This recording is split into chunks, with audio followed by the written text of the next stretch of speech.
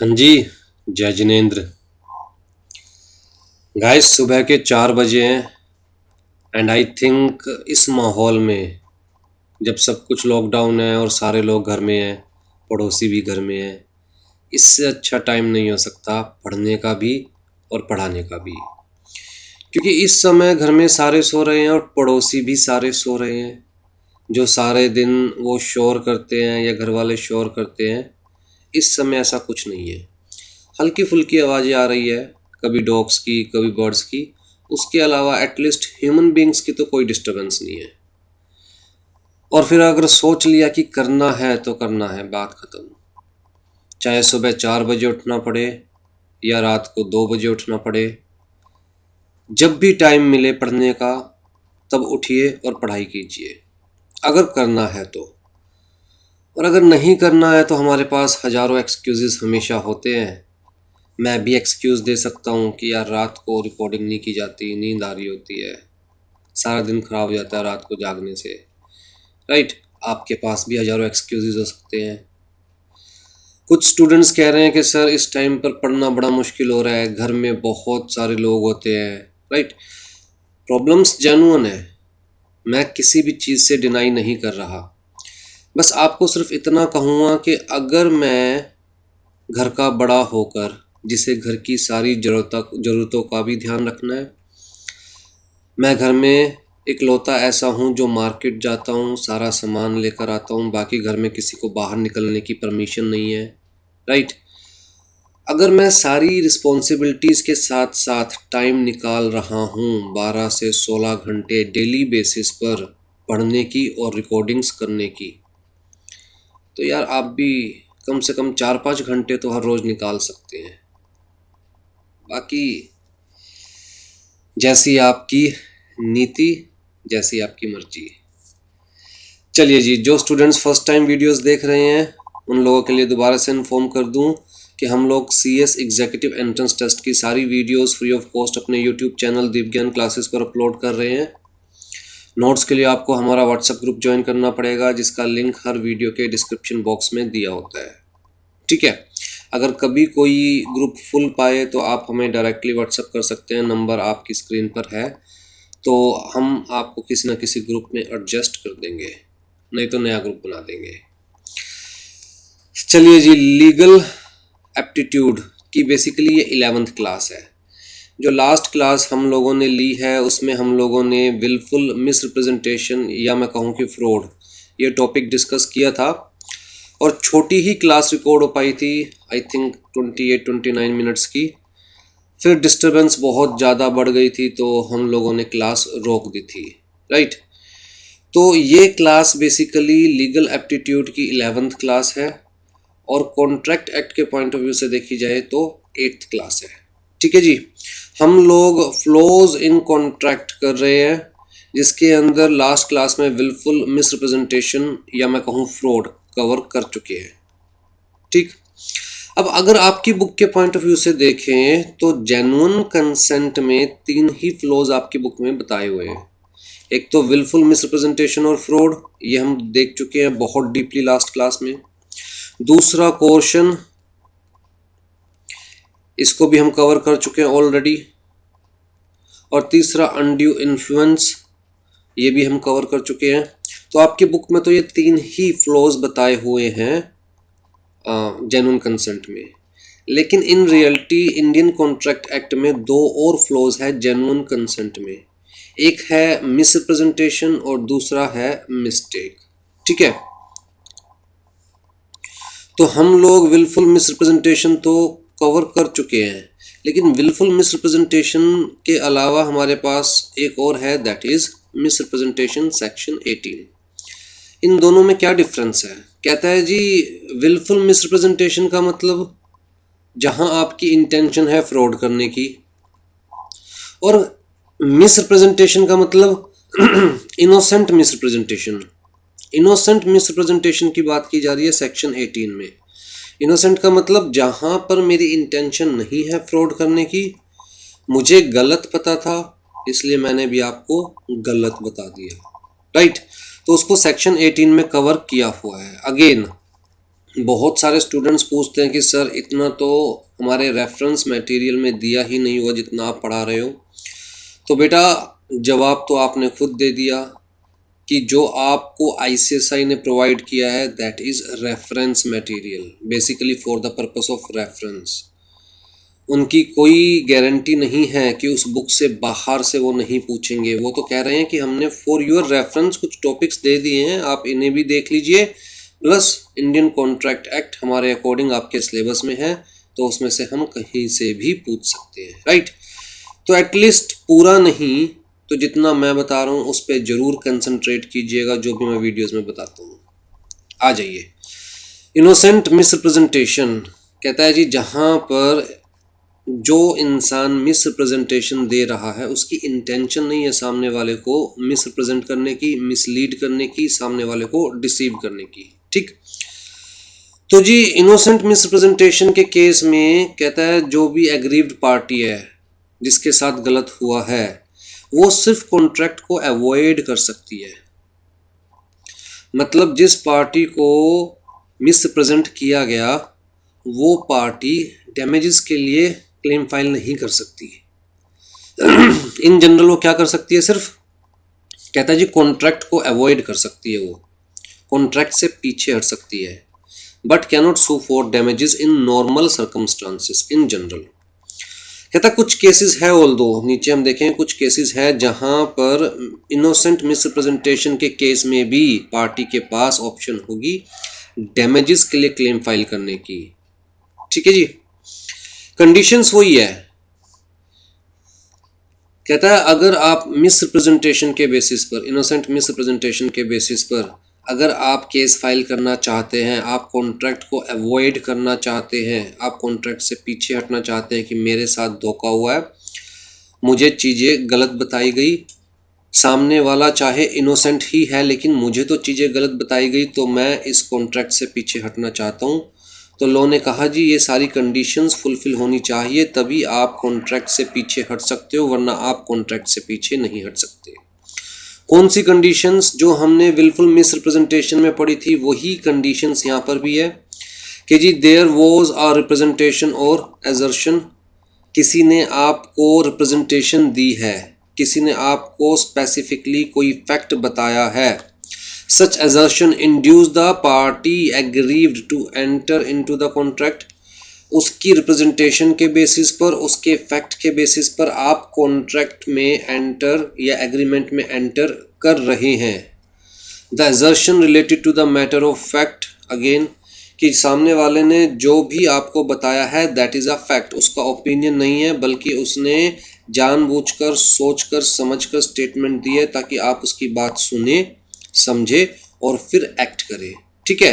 तो it is not a mere opinion, that is not a mere opinion, that is a fact. सोचकर समझकर सामने वाले ने कहा है ताकि आप उसकी बात सुने और उसकी बात सुनकर कॉन्ट्रैक्ट में एग्रीमेंट में एंटर करें, राइट। और दूसरी चीज the statement shall be a fact, it shall not be the law. कहता है अगर आप ये कहें कि जी मुझे तो लॉ के बारे में पता ही नहीं था तो मैंने गलती से लॉ में ये समझा जबकि बाद में पता चला जी ये मतलब जो था वो गलत था, कहता है आप लॉ के केस में एक्सक्यूज नहीं दे सकते, राइट। अगर हम लोग लॉ के केस में एक्सक्यूजेस लेने लग जाएंगे तो आप कल को किसी का मर्डर करोगे, आप कहोगे मुझे तो पता ही नहीं था, मुझे तो मिस रिप्रेजेंट किया गया कि इंडिया में मर्डर करना कोई क्राइम नहीं है। आप किसी की पॉकेट काटोगे और कहोगे जी मुझे तो पता ही नहीं था, मुझे तो मिस रिप्रेजेंट किया गया कि इंडिया में पॉकेट काटना कोई क्राइम नहीं है, किसी के घर में डाका मारना कोई क्राइम नहीं है। कहता है अगर आप ये कहना चाहते हो कि misrepresentation is related to law तो हम आपकी बात नहीं सुनेंगे, because ignorance of law is no excuse. भाई अगर आप इंडिया में हो तो मान के चला जाएगा कि आपको सारे इंडियन लॉज की नॉलेज है, और नहीं है तो ये आपकी गलती है। आप किसी और के ऊपर ब्लेम नहीं डाल सकते कि भैया मुझे तो लॉ के बारे में पता ही नहीं था, सामने वाले ने मुझे मिस रिप्रेजेंट किया है। और specifically when we are talking about general laws जैसे कि इंडियन कॉन्ट्रैक्ट एक्ट, भैया कोर्ट मान के चलेगी कि इंडिया में रहने वाले हर इंसान को इंडियन कॉन्ट्रैक्ट एक्ट की नॉलेज है। कल को आप ये नहीं कह सकते कि मुझे तो पता ही नहीं था इस एक्ट में क्या लिखा हुआ है, या मुझे किसी ने गलत बता दिया कि कॉन्ट्रैक्ट एक्ट में ये लिखा हुआ है। Even even in case of solicitor, अगर आपका वकील भी गलत बताता है तो भी कोर्ट आपकी बात नहीं सुनने वाली कि लॉ के केस में आपके साथ कुछ गलत हुआ है, किसी ने मिस रिप्रेजेंट किया है। कोर्ट मान के चलती है हर इंसान को एटलीस्ट लॉ तो पता है, और जनरल लॉज तो सबको पता है, राइट। तो misrepresentation shall be related to fact, it shall not be a mere opinion और हियर से, सुनी सुनाई बातें नहीं होनी चाहिए, ओपिनियन नहीं होना चाहिए। अगर कोई आपको अपना ओपिनियन दे रहा है या सुनी सुनाई बातें बता रहा है तो इसका मतलब वो ये नहीं चाहता कि आप उसके ओपिनियन या सुनी सुनाई बातों के बेसिस पर कोई एक्शन ले, राइट। तो जी क्लियर कट लिख दिया कि अगर सामने वाले की इंटेंशन है कि उसकी रिप्रेजेंटेशन के बेसिस पर, उसकी स्टेटमेंट के बेसिस पर आप एक्शन ले, तभी आप कह सकते हैं कि सामने वाले ने मुझे मिस रिप्रेजेंट किया है। ठीक है जी। The statement which has become और turn out to be untrue was made with the honest belief in its truth. तो जिसने भी मिस रिप्रेजेंट किया है एक्चुअल में उसे बेचारे को खुद ही नहीं पता था कि जो मैं बोल रहा हूँ वो गलत है या सही है। तो ये सारा हम वैसे डिफरेंस जो है प्रीवियस क्लास में भी डिस्कस कर चुके हैं। आ जाओ जी। तो डैमेजेस फॉर इनोसेंट मिसरिप्रेजेंटेशन, कहता है जी विलफुल मिसरिप्रेजेंटेशन है तो फ्रॉड है, और फ्रॉड के केस में आप कॉन्ट्रैक्ट रिजाइन भी कर सकते हैं, मतलब you can avoid the contract से पीछे हट सकते हैं। फ्रॉड के केस के अंदर you can even file suit for the damages, और फ्रॉड के केस में आप आईपीसी में, इंडियन पेनल कोड में इवन क्रिमिनल केस भी फाइल कर सकते हैं सामने वाले के अगेंस्ट। लेकिन अगर इनोसेंट मिसप्रेजेंटेशन है और आप ये सारे पॉइंट्स एक्चुअल में प्रूव कर दो तो भी more than maximum you can avoid the contract, you can not get damages for innocent misrepresentation, क्योंकि सामने वाले ने आपसे जानबूझकर झूठ नहीं बोला, जो उसे पता था वही सामने वाले ने आपको बता दिया, राइट। लेकिन कहता कुछ स्पेसिफिक केसेस है जहां कोर्ट ने कहा कि चाहे मिसप्रेजेंटेशन इनोसेंट है फिर भी जिसको नुकसान हुआ है वो डैमेजेस क्लेम कर सकता है। ठीक, कौन सा? कहता है जी सबसे पहला तो इन केस ऑफ कंपनी। अब जी कंपनी जो प्रोस्पेक्टस लेके आती है उस प्रोस्पेक्टस के ऊपर विश्वास करके आप कंपनी के शेयर्स परचेज करते हैं, कंपनी की सिक्योरिटीज परचेज करते हैं, राइट। इस प्रोस्पेक्टस में जो भी लिखा होता है आप मान के चलते हैं कि प्रोस्पेक्टस में बताई हुई हर बात सही है, ट्रू है, फेयर है, राइट। और उसी इंफॉर्मेशन के बेसिस पर आप ये डिसीजन लेते हैं कि वेदर टू इन्वेस्ट और नॉट इन द कंपनी। तो लॉ ने कहा भैया यहाँ पर पब्लिक इंटरेस्ट इन्वॉल्व है, लाखों लोग इस डॉक्यूमेंट के बेसिस पर अपने हार्ड अर्न मनी को कंपनी के हाथों में देने के लिए तैयार हो जाते हैं, तो इसको बहुत केयरफुली डिज़ाइन किया जाना चाहिए।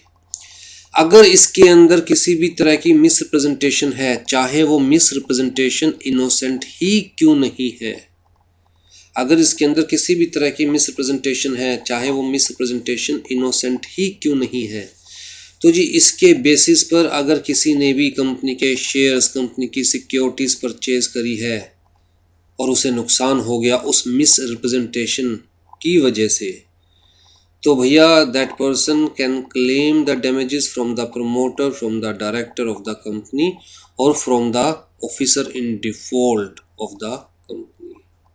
ठीक है, तो यहाँ पर प्रमोटर या डायरेक्टर या जो भी कंपनी का कंसर्न ऑफिसर है वो ये नहीं कह सकता जी मुझे गलत फैक्ट पता था इसलिए मैंने प्रोस्पेक्टस में गलत फैक्ट पब्लिश होने दिया। कहता है आपकी गलती की वजह से लाखों लोग भुगतेंगे, राइट। फिर जी सेकंड है against an agent who commits a breach of warranty of the authority. अब जी अगर मैं किसी को अपना एजेंट बनाता हूँ और जाने अनजाने इनोसेंटली, मान लो इनोसेंटली वो अपनी अथॉरिटी को एक्सीड कर जाता है, उसकी वजह से मुझे जो नुकसान होगा उसके लिए I can claim the damages, right. जैसे कि मान के चलिए मैं यूएसए में रहता हूं, इंडिया में मेरे 2 घर हैं,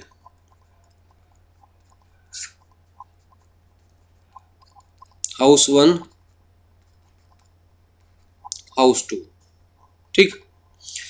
अब जी इंडिया में मेरा एक फ्रेंड है मिस्टर एक्स। मैंने इनको कहा कि देख भाई मैं तो यूएसए में रहता हूं, तो मैं आपको अपना एजेंट अपॉइंट करता हूं, आप मेरा हाउस 1 सेल कर सकते हैं मेरे बिहाफ पर, राइट।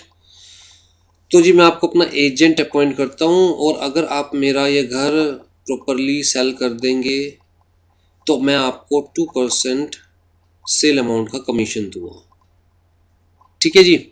तो मैंने अपने दोस्त को अपना एजेंट अपॉइंट कर लिया, लेकिन मैंने जो भी लेटर ऑफ अथॉरिटी बनाया था, जहां पर मैंने इन भाई साहब को ऑथराइज किया था टू सेल हाउस 1, उसमें क्लियर कट लिखा हुआ था that you can sell only house 1, ठीक है।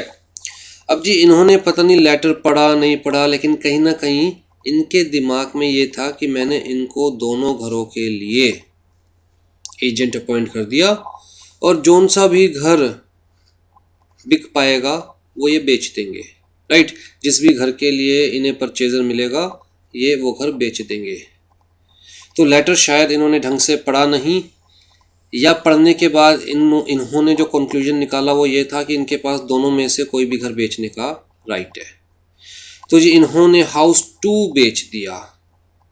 मतलब इनकी इंटेंशन गलत नहीं थी, लेकिन ना चाहते हुए भी ये अपनी अथॉरिटी एक्सीड कर गए। जो काम करने की इनके पास अथॉरिटी नहीं थी, इन्होंने वो काम कर दिया एज माई एजेंट, ठीक है जी। अब क्योंकि ये घर बेचने की इनके पास अथॉरिटी नहीं थी, तो भैया मैं इस केस के अंदर इनके अगेंस्ट केस फाइल करके अपने डैमेजेस क्लेम कर सकता हूं मिस्टर एक्स से, ठीक है। तो against an agent who commits a breach of warranty of authority.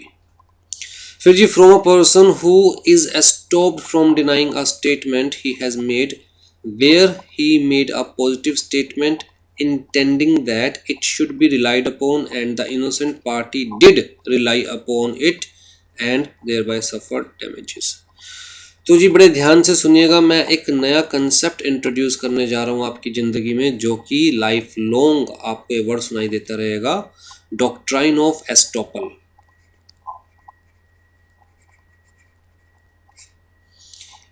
Estoppel या कंप्लीट बोलूँ तो डॉक्ट्राइन ऑफ एस्टॉपल। लॉ के अंदर हम बहुत सारी डॉक्ट्राइन्स पढ़ेंगे। डॉक्ट्राइन्स का मतलब a law which is although not codified, जो कि रिटन नहीं है, जो कि एग्जैक्टली एक्ट का हिस्सा नहीं है, लेकिन अ वेल सेटल्ड लॉ कहेंगे हम इसे, कि कोर्ट इन डॉक्ट्राइन्स को फॉलो करती है। कोर्ट की नज़रों में these doctrines are well settled, right. तो चाहे हम कहेंगे कि लॉ में लिखे नहीं हुए, लेकिन these doctrines are well settled, ठीक है। तो जब भी कोर्ट किसी केस का फैसला लेती है तो डॉक्ट्राइन्स को दिमाग में रखती है। तो सबसे पहला डॉक्ट्राइन आपकी लाइफ में आ रहा है डॉक्ट्राइन ऑफ एस्टॉपल। मान के चलिए कि मेरे पास आई एम ए, मेरे पास है एक कार, ठीक है, और वो जो मोटू पतलू आता है वो उसमें जो डॉक्टर झटका है, वैसी कार है डॉक्टर झटका वाली, उड़ भी जाती है, ठीक है जी। और मेरा एक दोस्त है बी, वो इस कार को बाय करना चाहता है एट एनी कॉस्ट। यूनिक है ना, राइट। तो बी बार बार मुझे ऑफर देता रहता है, भैया मैं तेरी कार परचेज करना चाहता हूँ, तू जो भी प्राइस बोलेगा मैं देने के लिए तैयार हूँ। अब जी बी से छुटकारा पाने के लिए मैंने कुछ दिनों के लिए कार दे दी अपने दूसरे दोस्त को डी, ठीक। अब बी ने डी को कार चलाते हुए देखा, कई बार कार चलाते हुए देखा। अच्छा, डी ने ना उस पे अपना नाम भी लिखवा लिया कार के ऊपर, ये शो करने के लिए कि अब ये कार किसकी है, डी की। जबकि मैंने डी को कुछ दिनों के लिए दी थी सिर्फ इसलिए ताकि मुझे बी से छुटकारा मिल जाए और बी मुझे परेशान करना बंद कर दे। तो बी ने भैया मुझसे पूछा, यार तूने अपनी कार डी को सेल कर दी? मैं कहा हाँ, मैंने अपनी कार डी को सेल कर दी। ठीक है, तो आज के बाद मुझे तंग करने की जरूरत नहीं है। अब जी बी डायरेक्ट डी के पास पहुंच गया, जैसे मुझे तंग कर रहा था अब डी को तंग करने लगा, भैया मुझे आपकी कार चाहिए, ये पहले अनुराग जी के पास थी, मैं उनसे कहता था जो प्राइस लेना है ले लीजिए, मुझे कार चाहिए ये वाली। अब मैं आपको भी यही ऑफर दे रहा हूँ कि जो प्राइस आपको चाहिए वो मुझसे ले लीजिए, पर मुझे ये कार चाहिए। डी की कौन सा अपनी कार थी? बी ने कहा मैं ये कार 50 लाख रुपए में लेने के लिए तैयार हूँ। डी के मन में लालच आया कि 50 लाख रुपए लेकर अगर अनुराग की दोस्ती को लात भी मारनी पड़ी तो कौन सी बड़ी बात है 50 लाख रुपए के लिए। तो डी ने वो कार बी को बेच दी, जबकि वो कार डी की थी नहीं, पर डी ने वो कार बी को बेच दी 50 लाख रुपए में। अब जी जब मुझे ये चीज़ पता चली तो मैं सीधा बी के पास गया कि भैया मेरी कार वापस दो। डी के पास अथॉरिटी ही नहीं है इस कार को बेचने की। बी ने कहा क्या बात कर रहे हो यार, मैंने तुमसे पूछा कि भैया ये कार तुमने डी को सेल कर दी, तुमने एक पॉजिटिव स्टेटमेंट दी, तुमने मुझे एक पॉजिटिव स्टेटमेंट दी कि हाँ मैंने ये कार डी को सेल कर दी, और तुम चाहते थे कि मैं इस स्टेटमेंट को ट्रू समझूं, इस स्टेटमेंट पर विश्वास करूं, और इस स्टेटमेंट पर विश्वास करके मैंने एक्शन ले लिया। अब जब मैं 50 लाख रुपए डी को दे चुका हूं, अब आप कह रहे हो कि भैया ये तो कार मेरी ही है, डी के पास बेचने की अथॉरिटी ही नहीं है। तो भैया अगर आपको अपनी कार वापस चाहिए तो 50 लाख रुपए दो मुझे मेरे वापस। ए गया जी कोर्ट में। कोर्ट में जब सारी बात रखी गई तो कोर्ट ने कहा बिल्कुल वैलिड पॉइंट है बी का। अगर आप कोई पॉजिटिव स्टेटमेंट दे रहे हो और आप चाहते हो कि सामने वाला उस पर विश्वास करे, उसको ट्रू समझे और उसके बेसिस पर एक्शन ले, और सामने वाला एक्शन ले लेता है और सामने वाले की इकोनॉमिक पोजीशन चेंज हो जाती है, आपकी स्टेटमेंट की वजह से उसका इकोनॉमिक इंटरेस्ट इन्वॉल्व हो जाता है।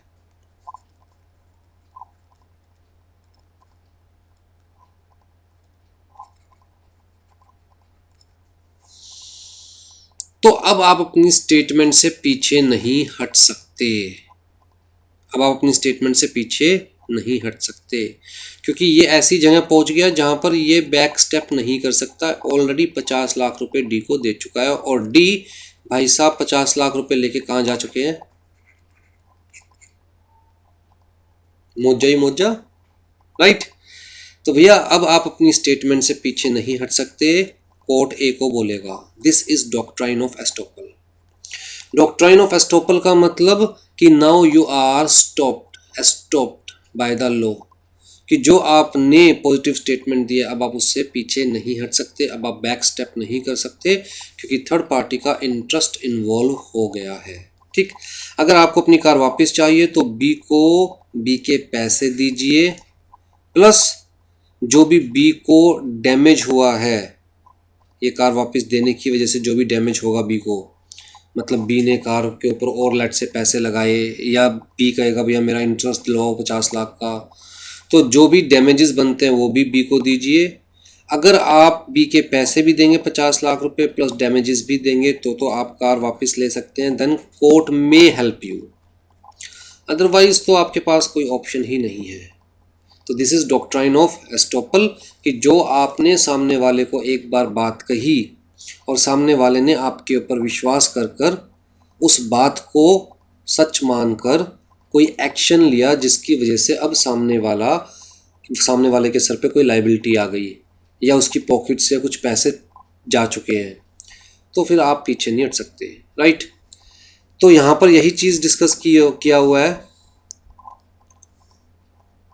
कि ऐसा कोई केस है, डॉक्ट्राइन ऑफ एस्टोपल वाला कोई केस है, तो एट द कोर्ट्स डिस्क्रिशन, यहाँ पर क्लियर कट लिख दिया मैंने, और मैंने वर्ड भी यूज़ क्या किया था, मे। बेटा मे और शेल में डिफरेंस करना सीखिए लॉ के पॉइंट ऑफ व्यू से। मे का मतलब कि आपके पास ऑप्शन है, यू मे और यू मे नॉट। शेल का मतलब you have to, you don't have any option, compulsory है, मैंडेटरी है, राइट। तो कोर्ट की डिस्क्रिशन है, अगर कोर्ट को लगता है तो कोर्ट कह सकते हैं कि भैया डैमेजेस दीजिए, ठीक है। फिर जी negligent representation made by one person to another between whom a confidential relationship. यहाँ पर हम बात कर रहे हैं कॉन्फिडेंशियल रिलेशनशिप, जैसे कि एग्जाम्पल दिया सॉलिसिटर एंड क्लाइंट के बीच में। मान के चलते हैं कि भैया मैं एक सीएस हूं, आप मेरे क्लाइंट हैं, आप एक फॉर्म फिल करवाने के लिए मेरे पास आए। आप आए 30th ऑफ मार्च को, क्योंकि किसी ने आपको बताया था कि फॉर्म फिल करने की लास्ट डेट है 31st ऑफ मार्च। आप एक दिन पहले आ गए मेरे पास फॉर्म फिल करवाने के लिए, राइट। एमसीए का फॉर्म था कोई, मिनिस्ट्री ऑफ कॉर्पोरेट अफेयर्स का। तो जी मैंने आपको कहा कि देखिए अभी फ़िलहाल तो मेरे पास टाइम नहीं है, जब टाइम लगेगा मैं फॉर्म फिल कर दूंगा। तो मेरे क्लाइंट ने, मतलब आपने कहा कि जी ये 31st मार्च तो लास्ट डेट है। मैंने कहा नहीं नहीं, जहाँ तक मुझे पता है 31st मार्च नहीं है, 30th ऑफ अप्रैल है। मैंने कहा 31st मार्च नहीं है, 30th ऑफ अप्रैल है लास्ट डेट, ठीक है। अब जी अगर एमसीए के किसी फॉर्म की बात की जाए तो ये उम्मीद की जाएगी कि कम से कम सीएस को तो एग्जैक्ट और एक्यूरेट इन्फॉर्मेशन होगी, जिसकी सारी ज़िंदगी, एटलीस्ट आधी ज़िंदगी एमसीए की वेबसाइट पर बीत जाती है, पढ़ते पढ़ाते काम करते। उसको तो कम से कम एमसीए का जो फॉर्म फिल किया जाएगा उसकी कंप्लीट इन्फॉर्मेशन होगी। तो भैया यही चीज़ क्लाइंट भी सोचता है कि यार कम से कम सीएस तो गलत नहीं बताएगा। अगर इसने कहा है 30 अप्रैल, तो हो सकता है नोटिफिकेशन आ गया होगा गवर्नमेंट का और मेरे पास गलत इन्फॉर्मेशन होगी। तो क्लाइंट ने कहा ठीक है जी, मैं आता हूँ 15 अप्रैल के आसपास। आपके अकॉर्डिंग 30 अप्रैल है अभी लास्ट डेट, तो मैं 15-20 अप्रैल के आसपास आता हूँ। और जब ये 15-20 अप्रैल को मेरे पास आता है, हम लोग फॉर्म अपलोड करते हैं, तो पता चलता है जी लेट फीस पे करनी पड़ेगी। अब ये क्लाइंट वो लेट फीस के लिए क्या मेरे ऊपर केस फाइल कर सकता है? कहता है इन जनरल सर्कमस्टांसेस नहीं कर सकता। और स्पेसिफिकली हमने अभी पढ़ा है कि excuse of law is no excuse, ignorance of law is no excuse, right. तो इन जनरल तो नहीं कर सकता, लेकिन यहाँ पर देखिए स्पेसिफिकली बात आ जाती है ट्रस्ट वाली। इसने मेरे ऊपर ट्रस्ट किया, रेगुलरली मैं काम करता हूँ अपने इस क्लाइंट का, मेरे ऊपर ट्रस्ट करके, क्योंकि ये ऑलरेडी आ चुका था 30th मार्च को मेरे पास, मेरे ऊपर ट्रस्ट करके ये लेट हो गया, लेट फीस इसको पे करनी पड़ेगी। तो हो सकता है कि कोर्ट इस केस में अलाउ करे कि भैया आपको ये डैमेजेस देने पड़ेंगे, क्योंकि ये डैमेजेस आपकी वजह से हुआ है और आपने अपने क्लाइंट का ट्रस्ट तोड़ा है, विश्वास तोड़ा है, राइट। और इस केस में आपके प्रोफेशन में मान के चला जाएगा भैया आपको तो ये नॉलेज होगी ही होगी, और किसी को हो या ना हो, ठीक है जी। अब देखिए यहाँ पर ना मेरी इंटेंशन इनोसेंट है, कोई मेरी इंटेंशन ये नहीं है कि मैं इसको चीट करना चाहता हूँ, राइट। तो हमने अभी पढ़ा कि इन जनरल इनोसेंट, इन मतलब मिस रिप्रेजेंटेशन के केस में सामने वाली पार्टी के पास एक ही ऑप्शन है कि वो पीछे हट सकता है।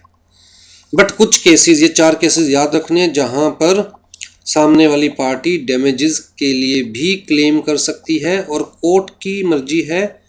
कुछ केसेस में तो कोर्ट के पास ऑप्शंस हैं कि भैया कोर्ट चाहेगी तो डैमेजेस के लिए अलाउ कर सकती है।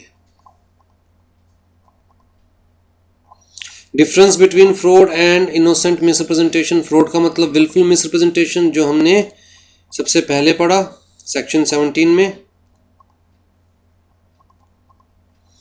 ये तो आपकी बुक में भी दिया हुआ है रेफरेंस मटेरियल में। और मिसरिप्रेजेंटेशन का मतलब इनोसेंट मिसरिप्रेजेंटेशन, ठीक है जी। तो सबसे पहला डिफरेंस तो यही है कहता है फ्रॉड के केस में, विलफुल मिसरिप्रेजेंटेशन के केस में जो मिसरिप्रेजेंट कर रहा है उसकी इंटेंशन है टू डिसीव, टू चीट, जानबूझकर, सोचकर, समझकर सामने वाले को गलत इन्फॉर्मेशन दी जाती है। लेकिन ऐसा कुछ इनोसेंट मिसरिप्रेजेंटेशन के केस में नहीं होता। जो मिसरिप्रेजेंट कर रहा है उसे बेचारे को खुद भी गलत इन्फॉर्मेशन पता होती है, इसलिए वो सामने वाले को गलत बताता है। ठीक है। कहता है जी, in case of misrepresentation and fraudulent silence, अगर इनोसेंट मिसरिप्रेजेंटेशन है या फ्रॉडुलेंट साइलेंस है, मतलब हमने पढ़ा था ना, लास्ट क्लास में डिस्कस किया था कि ऑल्दो साइलेंस को हम किसी भी वे में कंस्टिट्यूट नहीं कर सकते कि सामने वाला कुछ कहना चाह रहा है, लेकिन कुछ केसेस ऐसे हो जाते हैं जहां पर अगर आप साइलेंट हो तो मान के चला जाएगा कि आपने सामने वाले के साथ फ्रॉड करे हैं। वो केसेस मैंने आपको बताए थे, उबरमई, फिदई, राइट। तो जी इन केसेस के अंदर इनोसेंट मिसरिप्रेजेंटेशन है या फ्रॉडुलेंट साइलेंस है, ठीक है, जहां पर एक्टिवली सामने वाला फ्रॉड नहीं कर रहा है बट उसका silence is equivalent to fraud है, तो वहां पर तो भैया ये दलील दी जा सकती है कि भैया मुझे गलत पता था इसलिए मैंने गलत बताया, लेकिन सामने वाला खुद भी तो देख सकता था, चीज़ों को वेरीफाई कर सकता था कि गलत है या सही है। तो कह सकता है डिफेंडेंट कि भैया प्लेंटिफ है वो खुद भी तो ट्रुथ की डिस्कवरी कर सकता था विद ऑर्डिनरी इंटेलिजेंस, राइट। इसका मैं आपको एग्जांपल देता हूँ। मान के चलिए कि आप एक हॉर्स परचेज करने आए हैं मेरे पास। अब जी जो हॉर्स है उसकी लेग में परमानेंटली एक छोटा सा डिफेक्ट है, परमानेंटली डिफेक्ट है एक छोटा सा, जिसकी वजह से हॉर्स रेस में दौड़ नहीं सकता और दौड़ेगा तो हारेगा, ठीक है। लेकिन वो जो डिफेक्ट है वो देखने से पता नहीं चलता। डिफेक्ट है नॉर्मल, अगर आप दूर से हॉर्स को देखेंगे तो देखने से पता नहीं चलता। तो जी आप मेरे पास हॉर्स खरीदने आए, प्राइस की बारगेनिंग हुई, सब कुछ हुआ, मैंने कहा जी 1000 रुपये का है मेरा घोड़ा। आपने घोड़े को इंस्पेक्ट किया, आपको लगा यार सब कुछ ठीक है, फिर भी आपने अपनी तसल्ली के लिए मुझसे पूछा कि घोड़ा ठीक है ना, कोई कमी तो नहीं है घोड़े में। मैं चुप रहा, मैंने कहा हाँ जी ठीक है घोड़ा, ठीक है, क्योंकि आपने मुझे डिस्क्लोज नहीं किया कि आप घोड़े को रेस में भगाना चाहते हैं। मुझे लगा नॉर्मल जैसे मैंने शौकिया घोड़े को पाला हुआ है वैसे आप भी घोड़े को शौकिया पालना चाहते हैं, और मैंने आपका कभी इंटरेस्ट देखा भी नहीं था कि आपका इंटरेस्ट है जी रेस में घोड़ा भगाना है, उसके लिए घोड़ा परचेज करना है, राइट। तो मैंने कहा हाँ जी बिल्कुल ठीक है, कोई दिक्कत नहीं है, राइट। आपने कहा देखिए अगर आप नहीं बता रहे, अगर आप साइलेंट है कि घोड़े में कोई कमी है, आप साइलेंट है इस बात पर, तो मैं मान के चलूँ घोड़े पे कोई कमी नहीं है। मैं चुप रहा, ठीक है जी। बाद में जब आपने ये घोड़ा रेस में भगाने के लिए उतारा ग्राउंड पर, तो पता चला कि भैया सबसे आखिरी में यही आ रहा है। क्यों?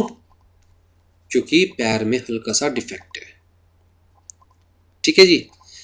तो इस केस के अंदर मैं ये कह सकता हूं कि भैया मुझे कौन सा बताया गया था कि रेस में भगाया जाएगा घोड़ा। अगर डिफेक्ट था, हल्का फुल्का डिफेक्ट है भी, तो भी ये खुद इंस्पेक्ट करते या मुझे एक्टिवली बताते कि भैया रेस में भगाना है। इन्होंने कहा था मुझे कि जैसे आपने शौक में पाला हुआ वैसे मैं भी पालना चाहता हूँ, उस पॉइंट ऑफ व्यू से कोई डिफेक्ट नहीं है घोड़े में, नॉर्मल है घोड़ा उस पॉइंट ऑफ व्यू से, राइट। तो इस टाइप की प्ली दी जा सकती है अगर मिसरिप्रेजेंटेशन इनोसेंट है तो। लेकिन जहां जानबूझकर फ्रॉड करने की ही इंटेंशन है, वहां ये नहीं कह सकते ना कि भैया मैं तो फ्रॉड करना चाहता था पर इसकी कौन सा आंखें बंद थी, ये भी तो फैक्ट्स देख सकता था, ये भी तो सच्चाई ढूंढ सकता था। कोर्ट कहेगी बेटा इसकी आंखें बंद थी या नहीं थी वो तो बाद में देखेंगे, पहले तू आ जा, तू फ्रॉड करना चाहता था ना तो पहले तू आ जा, right. In misrepresentation, the plaintiff can only avoid or resign the contract, but in fraud, plaintiff can claim the damages as well. Plaintiff का मतलब समझ में आता है ना, जो केस करता है उसे हम plaintiff कहते हैं, जो जिसके ऊपर केस किया जाता है उसे हम डिफेंडेंट कहते हैं, ठीक है। There is a fraud, if there is a fraud it may lead to prosecution for an offence of cheating under Indian penal code. तो ये तो मैं आपको बता ही चुका हूँ, फ्रॉड के केस में तो इवन क्रिमिनल केस भी बनता है इंडियन पैनल कोड में। आ जाइए जी, फिर एक और फ्लो है एक्चुअल में इंडियन कॉन्ट्रैक्ट एक्ट में जेन्युइन कंसेंट के पॉइंट ऑफ व्यू से। मिस्टेक, आपकी बुक में ये नहीं दिया हुआ। मिस्टेक का मतलब गलती से गलती हो गई। मतलब मान के चलिए आप मेरे साथ कोई कॉन्ट्रैक्ट करते हैं और बाद में अपना पार्ट परफॉर्म नहीं करते, मैं कोर्ट में जाता हूँ आपके अगेंस्ट, तो आप कोर्ट को कहते हो जी गलती से गलती हो गई, मिस्टेक से कॉन्ट्रैक्ट में एंटर कर लिया मैंने, मेरी इंटेंशन नहीं थी। तो कोर्ट कहती है बेटा इन जनरल तो ये कोई प्ली है नहीं कि गलती से गलती हो गई, राइट। ऐसे तो कोई भी कॉन्ट्रैक्ट में एंटर करेगा और बाद में कह देगा जी गलती से कॉन्ट्रैक्ट में एंटर कर लिया, मेरी इंटेंशन नहीं थी। और कोई भी अपना पार्ट परफॉर्म नहीं करेगा, अगर उसका बेनिफिट हो रहा होगा तो ही अपना पार्ट परफॉर्म करेगा, वरना कह देगा जी गलती से कॉन्ट्रैक्ट में एंटर कर लिया, एग्रीमेंट में एंटर कर लिया, राइट।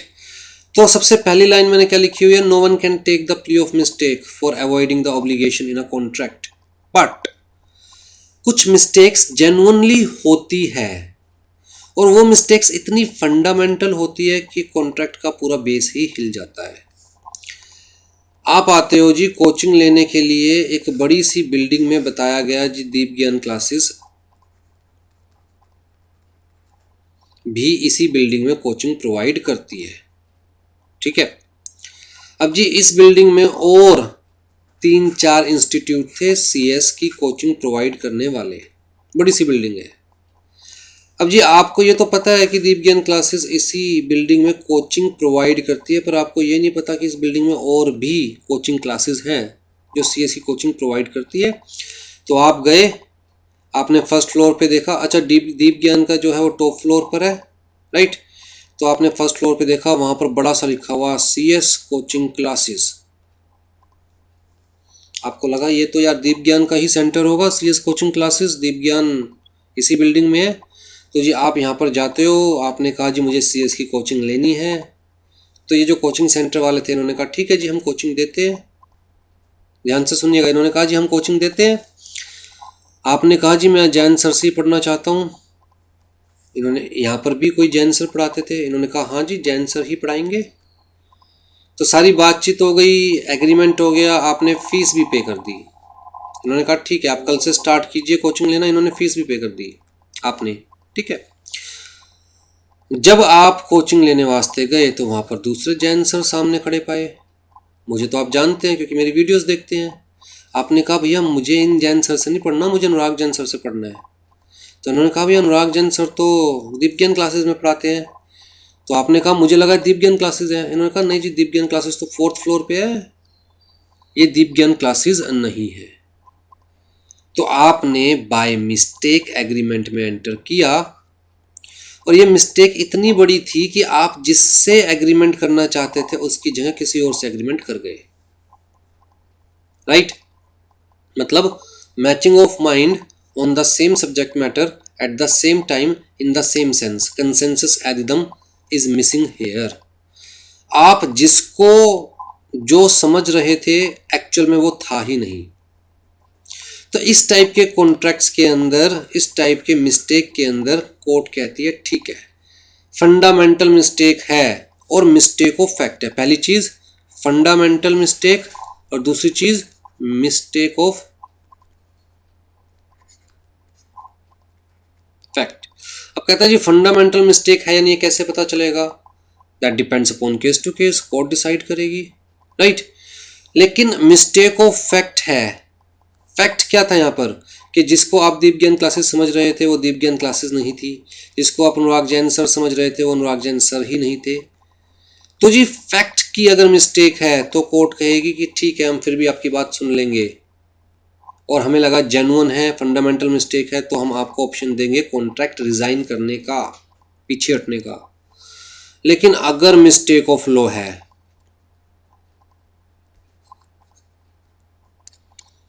तो बहुत पहले से आपको बता दिया गया है that ignorance of law is no excuse. आप ये नहीं कह सकते जी लॉ के केस में मुझसे मिस्टेक हो गई, क्योंकि हम मान के चलेंगे आपको सारा लॉ आता है। अगर आप इंडिया में रहते तो एटलीस्ट इंडियन लॉ तो आप जानते हो। तो पहली चीज, mistake shall not be related to law, it must be related to fact. और दूसरी चीज, such mistake must be so fundamental that the entire contract या foundation of entire contract will prove wrong, right. ये दोनों चीज़ अगर आपकी satisfy हो रही है तो आप मिस्टेक की प्ली ले सकते हैं कॉन्ट्रैक्ट को रिज़ाइन करने के लिए, अवॉइड करने के लिए। अदरवाइज कोर्ट आपकी बात नहीं सुनेगा इन केस ऑफ मिस्टेक। तो मैं बेसिकली ये मोटा मोटी चीज़ें ही मिस्टेक के बारे में आपको बताना चाहता था। अगर आप और डीपली पढ़ना चाहते हैं तो नोट्स में मैंने दिया हुआ है, अच्छा खासा दिया हुआ है नोट्स के अंदर, आप पढ़ सकते हैं। बेसिकली आपके जो स्टडी मैट है, आपका जो रेफरेंस मटेरियल है, उसके अंदर इतना डीपली नहीं दिया हुआ। इनफैक्ट उन्होंने तो मिस्टेक का जिक्र ही नहीं किया हुआ। ये रहा आपका स्टडी मैट। तो जी इन्होंने तो सीधा अब क्या स्टार्ट कर दिया, लीगलिटी ऑफ ऑब्जेक्ट। ठीक है, अगर आपको पढ़कर कोई डाउट हो तो जो क्वेश्चन आंसर सेशन हम लेंगे उसके अंदर आप अपना डाउट क्लियर कर लीजिएगा। ठीक है जी। नेक्स्ट क्या है जी, legal object and consideration. Section 10 याद है ना, एसेंशियल एलिमेंट्स ऑफ कॉन्ट्रैक्ट। तो सेक्शन 10 ने जैसे बताया हमें that party shall be competent to enter into the contract, otherwise contract में कमी हो मानी जाएगी। सेक्शन 10 ने हमें बताया that the consent of the party shall B free and genuine, otherwise contract में कमी मानी जाएगी, फ्लो माना जाएगा। इसी तरह सेक्शन 10 ने हमें कहा कि भैया the object of the contract shall be legal and the consideration shall be lawful, otherwise contract में फ्लो माना जाएगा। तो ये भी क्या है, एक फ्लो है। अगर कॉन्ट्रैक्ट का ऑब्जेक्ट लीगल नहीं है तो ये कॉन्ट्रैक्ट में बहुत बड़ी कमी है, जो कि कॉन्ट्रैक्ट को वॉइड बना देता है। इनफैक्ट अगर इल्लीगल ऑब्जेक्ट है तो कॉन्ट्रैक्ट को इल्लीगल बना देता है। इसी तरह कंसीडरेशन अगर इल्लीगल है तो कॉन्ट्रैक्ट इल्लीगल बन जाएगा, राइट। वॉइड तो होगा ही होगा, साथ में इल्लीगल बन जाएगा। अगर कंसीडरेशन कुछ ऐसी है which is oppose to public policy या which is not possible to perform, तो कॉन्ट्रैक्ट चाहे इल्लीगल ना भी हो लेकिन वॉइड हो जाएगा।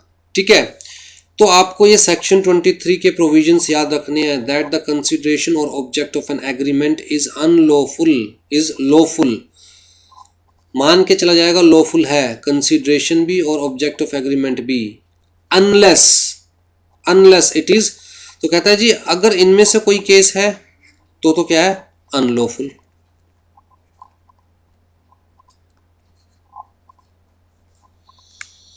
अगर इनमें से कोई भी केस में कवर नहीं हो रहा है तो मान के चलेंगे क्या है जी, लॉफुल। तो जी कब अनलॉफुल माना जाएगा, इफ सच ऑब्जेक्ट या consideration is forbidden by law, law ने ही मना किया हुआ है, is of such a nature that if permitted it would defeat the provisions of law. जैसे कि ये जी चौराया है,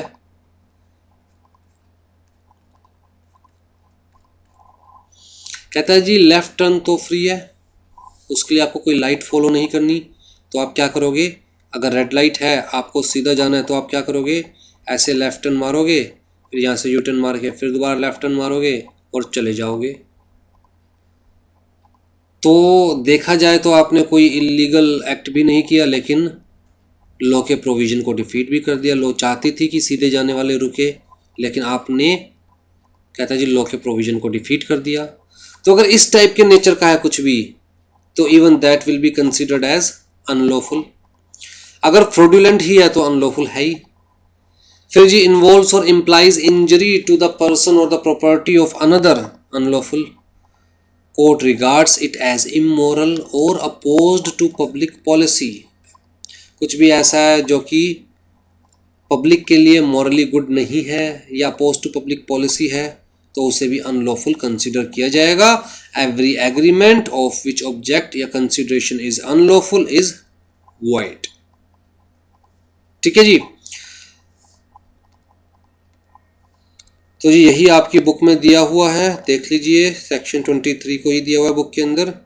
अब जी वॉइड और इलीगल में क्या डिफरेंस होता है, ऑल्दो देखिए मैं बहुत डीपली आपको बार बार चीज़ें समझा चुका हूँ, लेकिन फिर भी एक बार दोबारा देखते हैं, क्योंकि आपकी बुक में भी दिया हुआ है, इसलिए मैंने नोट्स में भी यहाँ पर दिया हुआ है। Difference between the void and illegal agreements and difference between the void and illegal contracts, ये आपको पता होना चाहिए।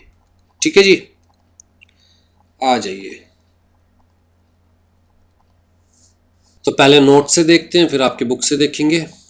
हाँ जी, वॉइड एग्रीमेंट कहता है means an agreement which has no legal effect although may not be illegal but having no legal effect. ठीक है यार, बड़ा डीपली समझा चुका हूँ, तो मैं दोबारा इसको बहुत ज़्यादा डीपली एक्सप्लेन नहीं करूँगा, प्रीवियस वीडियोज़ में हम डिस्कस कर चुके हैं। कहता है void agreement may not tent collateral agreement और कॉन्ट्रैक्ट। ये बहुत इंपॉर्टेंट है। अगर कोई एग्रीमेंट वॉइड है तो उससे रिलेटेड दूसरा एग्रीमेंट पर कोई असर नहीं पड़ेगा। ठीक है, for instance A borrows from B ₹1000 for lending to C a minor. अब जी ए बी से पैसे लेता है, किससे लैंड करने के लिए? कहता है जी सी को लैंड करने के लिए। सी कौन है? माइनर। अब जी अगर ए और सी के बीच में कोई कॉन्ट्रैक्ट होता है रिगार्डिंग लैंडिंग और बोरोइंग ऑफ मनी, तो क्या ये जो कॉन्ट्रैक्ट है ये वैलिड है? The answer is no, C is minor. इसका मतलब ये वाला जो कॉन्ट्रैक्ट है वो क्या है? वॉइड। ठीक है, ए ने जब बी से पैसे लिए थे, मतलब ए और बी के बीच में जब कॉन्ट्रैक्ट हुआ था, तो ए ने क्लियर कट कहा था मैं तुझसे पैसे ले रहा हूं सी को लैंड करने के लिए। ठीक, अब जब ये कॉन्ट्रैक्ट वॉइड हो गया, माइनर ए से पैसे लेकर खा गया और ए इस माइनर से सी से पैसे रिकवर भी नहीं कर सकता, तो ए बी को कह रहा है भैया जब मेरा ही कॉन्ट्रैक्ट वॉइड है तो मैं तुझे क्यों दूं पैसे? मैंने तुझे कहा था ना कि मैं सी को देने के लिए पैसे उधार ले रहा हूं, तो मेरा कॉन्ट्रैक्ट वॉइड है तो हमारा भी कॉन्ट्रैक्ट वॉइड हो गया। तो कोर्ट ने कहा बेटा अगर आपका सी के साथ जो कॉन्ट्रैक्ट है वो वॉइड है, उस वजह से कहता आपका जो बी के साथ कॉन्ट्रैक्ट है उस पर कोई फर्क नहीं पड़ेगा। समझ लो, कोलेटरल एग्रीमेंट्स पर कोई फर्क नहीं पड़ेगा। तो सी से आप पैसे रिकवर नहीं कर पाओगे, लेकिन बी को तो आपको वापस देने पड़ेंगे क्योंकि आपका और बी का कॉन्ट्रैक्ट वैलिड है। तो अगर एक कॉन्ट्रैक्ट वॉइड है, इलीगल नहीं है, वॉइड है सिर्फ, तो उससे रिलेटेड दूसरे कॉन्ट्रैक्ट्स पर कोई फर्क नहीं पड़ता।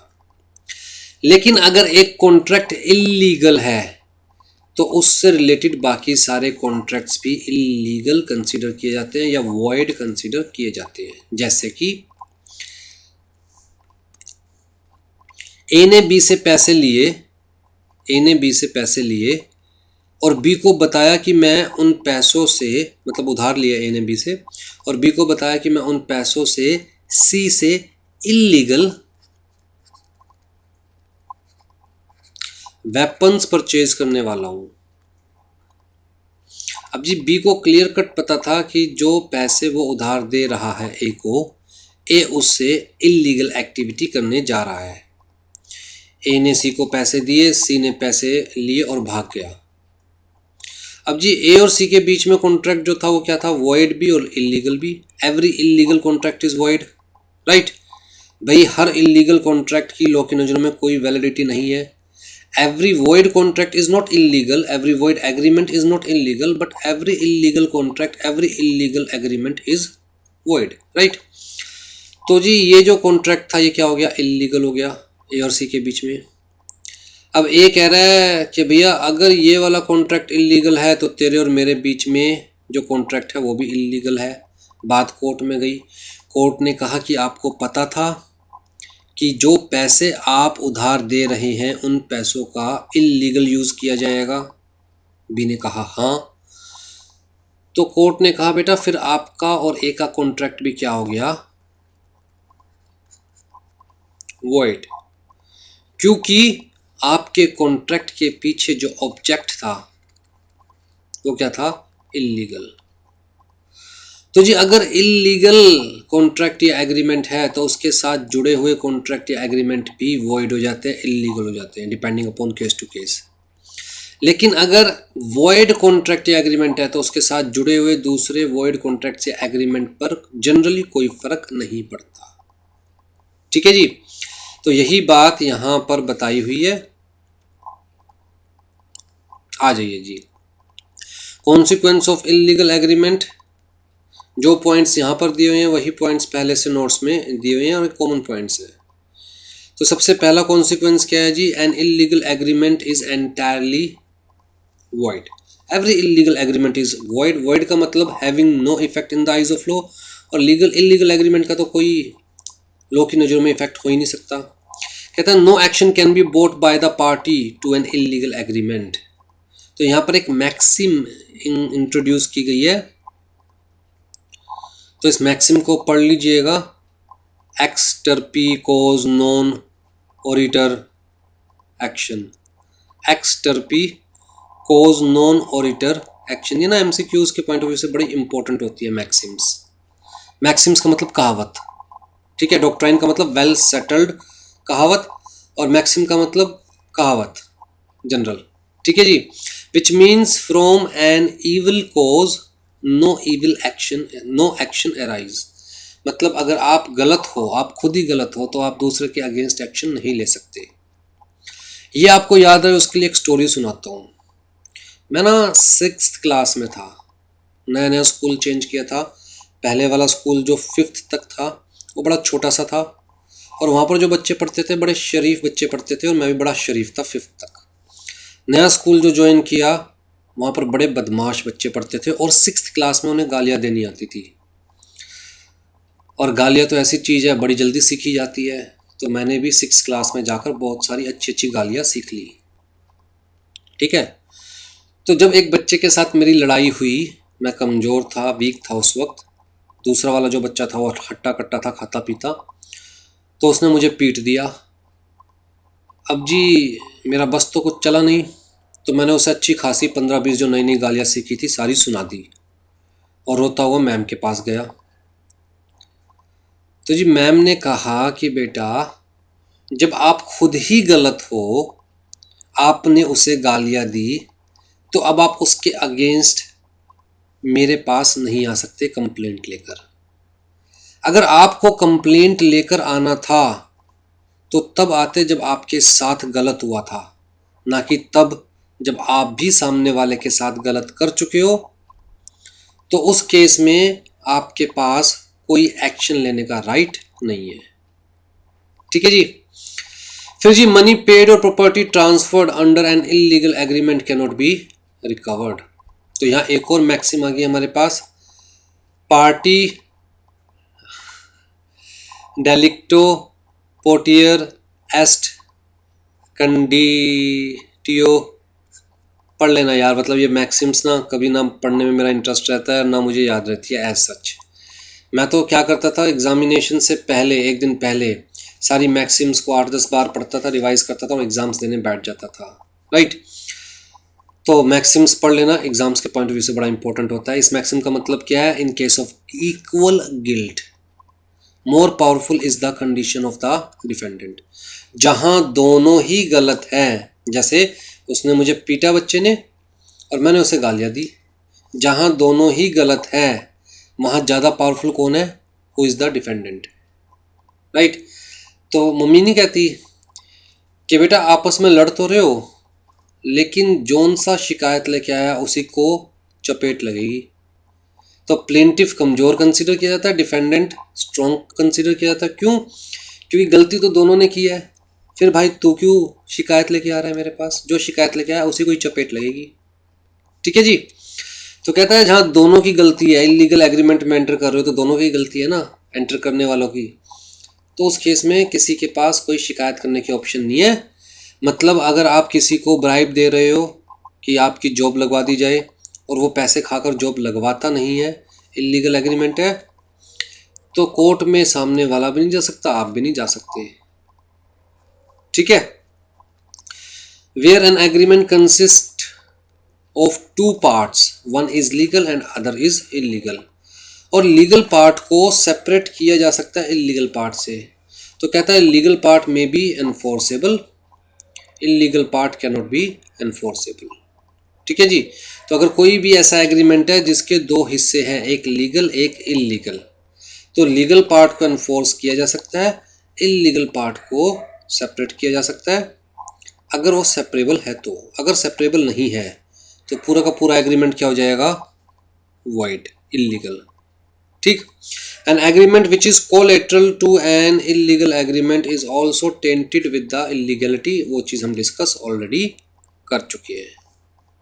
ठीक है जी।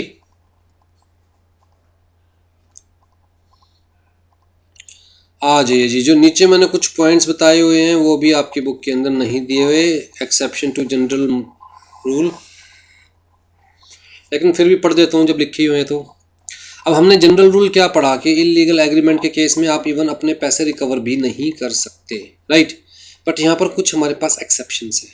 पहली, where the transfer is not in pari delicto, मतलब इक्वल गिल्टी। तो कुल मिला के क्या है कि भैया जो ए और बी है उसमें ए कम गिल्टी है, बी ज़्यादा गिल्टी है, और ए बी के ऊपर केस फाइल करता है पैसे रिकवर करने के लिए, तो फिर हो सकता है कोर्ट कहे कि चलो भैया ये कम गिल्टी है, आप इसके पैसे वापस दीजिए। जैसे where A is induce to enter into illegal agreement by fraud of B, मतलब ए को फ्रॉडुलेंटली इलीगल एग्रीमेंट में एंटर करने के लिए इंड्यूस किया गया, तो उस केस के अंदर ए कम गिल्टी है, मतलब एटलीस्ट मेंसरिया नहीं है। गलत काम किया है तो गलत तो माना ही जाएगा, बट एटलीस्ट मेंसरिया नहीं है। तो जी ए में recover the money if he did not know that the contract was illegal. ठीक है। एक्चुअली मैं एक सिंपल सा एग्जांपल देता हूँ इस पॉइंट को समझने के लिए। मान के चलिए मैं किसी दुकान पर, शॉप के ऊपर मैं जॉब करता हूँ, ठीक है, और मैं बिल्कुल सज्जन आदमी हूँ, भगवान का भक्त हूँ, मन में दूर दूर तक पाप नहीं है। अब जी मेरा एक दोस्त है, वो भी जॉब ढूंढ रहा है, तो मेरे पास आता है कि भैया अगर आपकी दुकान पे कोई जगह हो तो मुझे भी लगवा दो। तो मैंने मालिक से बात करी, मालिक ने कहा ठीक है भैया, अगर आप गारंटी देते हो तो मैं इसे रख लेता हूँ, आप गारंटी देते हो तो मैं इसे रख लेता हूँ। ठीक। अब जी मैंने इसकी एंट्री दुकान में करवा दी, वहाँ पर ये कोई इलीगल एक्टिविटी करता है, जाने अनजाने मैं भी उस इलीगल एक्टिविटी का हिस्सा बन जाता हूँ। जैसे कि मान के चलिए साड़ियों की दुकान थी, होम डिलीवरी जब भी करनी होती तो जी ये उस पैकेट के थ्रू होम डिलीवरी के बहाने इलीगल कंटेंट भी डिलीवर करता, और जाने अनजाने मैं कभी पैकिंग में इसकी हेल्प कर देता। मतलब मुझे पता नहीं था कि इलीगल कंटेंट है, लेकिन जिस तरह इसने छुपाया साड़ी के अंदर और मैंने वो साड़ी पैक कर दी, मुझे पता नहीं था अंदर कुछ कंटेंट है। तो यहाँ पर ऑल दो मैं गिल्टी तो हूँ, इलीगल एक्टिविटी में इन्वॉल्व हूँ, but I am less guilty, right. तो वो केस यहाँ पर डिस्कस किया जा रहा है। If the plaintiff can frame a cause of action entirely dependent of the contract, अब जी प्लेंटिफ कह रहा है कि भैया मैंने कोई गलत काम नहीं किया, मैंने जो किया था वो एज पर कॉन्ट्रैक्ट किया था, मुझे नहीं पता था वो गलत है। मैंने जो किया था एज पर कॉन्ट्रैक्ट किया था, मुझे नहीं पता था कि वो गलत है। जैसे मैं डिलीवरी दे रहा हूँ बी को, मुझे हायर किया है सी ने। अब सी ने मुझे हायर किया डिलीवरी के लिए, कोरियर, लेट्स से मैं कोरियर बॉय हूँ, तो सी मुझे जो कोरियर देगा वही तो मैं बी को दे दूंगा। जो मेरे और सी के बीच में कॉन्ट्रैक्ट हुआ कि मैं कोरियर बी को पहुंचाऊंगा, मैंने एज पर कॉन्ट्रैक्ट काम किया, मुझे थोड़ी ना पता था उसके अंदर कुछ इलीगल आइटम है। तो where the plaintiff can can frame a cause of action, कि जो मैंने एक्शन लिया, जो मैंने बी तक इलीगल आइटम पहुंचाई, उसमें मेरी इंटेंशन नहीं थी, मैंने तो ये काम किया entirely dependent of the contract, contract की वजह से मैंने काम किया है, मुझे नहीं पता था इसके अंदर क्या गलत है क्या सही है, राइट। तो इंटेंशन नहीं थी मेरी गलत काम करने की, तो वहाँ कोर्ट से आपको थोड़ी सी रियायत मिल सकती है। Where a substantial part of illegal transaction has not been carried out, जहां पर आप गलती से फंस गए किसी के चक्कर में और आपको दिखाई दे रहा है यार ये तो सब इलीगल हो रहा है, और आप भागकर पुलिस के पास चले गए, लॉ के पास चले गए और आपने सब कुछ बता दिया। मतलब कुल मिला के जैसे होता है ना सरकारी गवाह बन गए, तो उस केस में हो सकता है कोर्ट आपकी कुछ बात सुने। ऑल दो आप इलीगल एक्टिविटीज़ में इन्वॉल्व थे, फिर भी कोर्ट आपके प्रति कुछ सहानुभूति रखे। ठीक है जी, चलिए जी, नेक्स्ट क्लास में we will start with the agreement void as being oppose to public policy. यही आपकी बुक के हिसाब से भी नेक्स्ट कंटेंट है। चीज़ें बहुत कॉम्प्लेक्स लग रही होगी, कुछ चीज़ें तो आप लोगों को, कुछ एग्जांपल्स भी सोचने में समझने में दिक्कत आ रही होगी, राइट। तो बहुत सारे क्वेश्चंस भी आपके माइंड में होंगे, लेकिन लाइव डाउट सेशंस रखेंगे हम लोग रेगुलरली ताकि आप अपने क्वेश्चंस पूछ सकें। ठीक है, तो आपका काम सिर्फ इतना है कि क्लास को ध्यान से सुनना है, एक बार सुनना है, 2 बार सुनना है, अपने डाउट्स लिखने हैं और वो डाउट्स आपको लाइव सेशन में पूछने हैं। चलिए जी, टेक केयर।